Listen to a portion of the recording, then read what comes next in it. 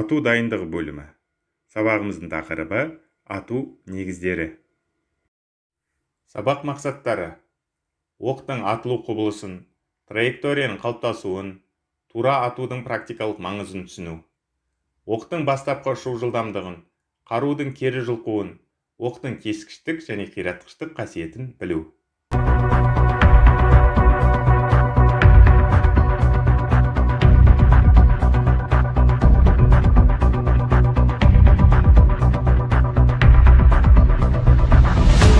Оқ-дәрі зарядының жануы кезінде пайда болатын газдардың әсерінен ұңғыдан оқтың лақтырылуы ату деп аталады. Қарудың ұрыстық қасиеттерінің маңызды сипаттарының бірі оқтың бастапқы ұшу жылдамдығы. Оқтың бастапқы ұшу жылдамдығының жоғары болуы оқтың ұшу ұзақтығын, қиратқыш және тескіштік қасиетін арттырады, ұшуына кедергі болатын сыртқы әсерлерді азайтады.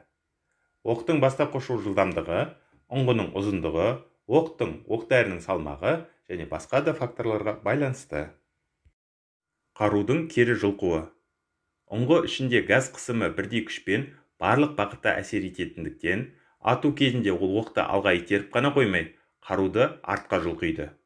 Атыс қаруының кері жұлқуы иықты, қолды немесе топырақты кері итеру түрінде сезіледі. That the path of the bullet meets the crosshairs at a given distance. The bullet will then rise above the line of sight, creating the shape of a half circle as it meets the same impact point at a farther distance. This is known as bullet trajectory. Ұңғының ішінде бұрандалы ойық ізі бар қарудан оқ атқанда, оқ-дәрі газы оққа үдемелі ғана емес, айналмалы қозғалыста береді. Ұшып шыққан оққа ауырлық күші және ауа кедергісі әсер етеді. Осы екі күштің әсерінен оқ ауада тікей емес, қисық сызық бойынша ұшады. Осы оқтың ауырлық центрі қалдыратын қисық сызық траектория деп аталады. Суретте ауырлық күшінің әсерінен оқ траекториясының қалыптасуы көрсетілген. Тура атудың практикалық маңызы. Оқтың ұшу траекториясы көздеу сызығының бойында көзделетін нысаннан жоғары көтерілмейтін ату тура ату деп аталады. Мысалы, АК-74 қаруының кеуделік нысанаға тура ату қашықтығы 440 метр. Ал жүгіріп бара жатқан нысанаға тура ату қашықтығы 625 метр. Суретте АК-74 қаруының кеуделік және жүгірмелі пішіндерге тура ату қашықтығы көрсетілген.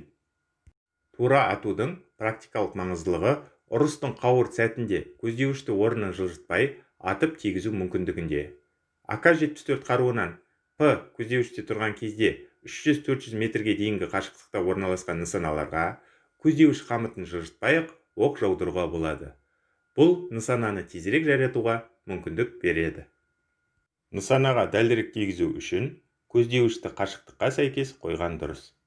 Қашығырақ нысаналарға оқ жаудыру үшін көздеуіштің қамытын алға жылжыту 4-ке, 5-ке, 6-ға қою арқылы оқтың траекториясын тиісінше 400, 500, 600 метрге жететіндей етіп арттыруға болады.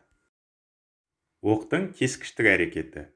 Оқтың белгілі бір тығыздық пен қалыңдықтағы кедергіні немесе тасаны кесіп өту қабілеті. Оқтың қиратқыш әрекеті. Оқтың тірі ағзаны қатардан шығарып тастауға әкеп соқтыратын әсері.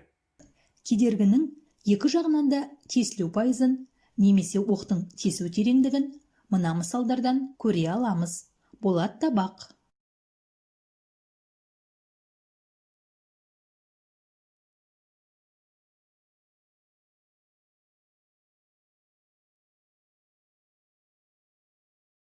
Каска. Бронежилет. Қарағай сырықтарынан тұрғызылған бөгет.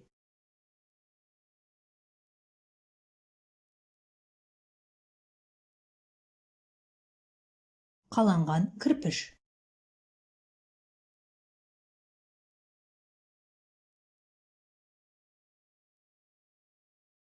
Ату құбылысы туралы айтып бер. Оқтың ұшу траекториясы қалай қалыптасады? Тура ату дегеніміз не? Және оның практикалық маңызы қандай? Рефлексия. Толық жауап беруге тырыс.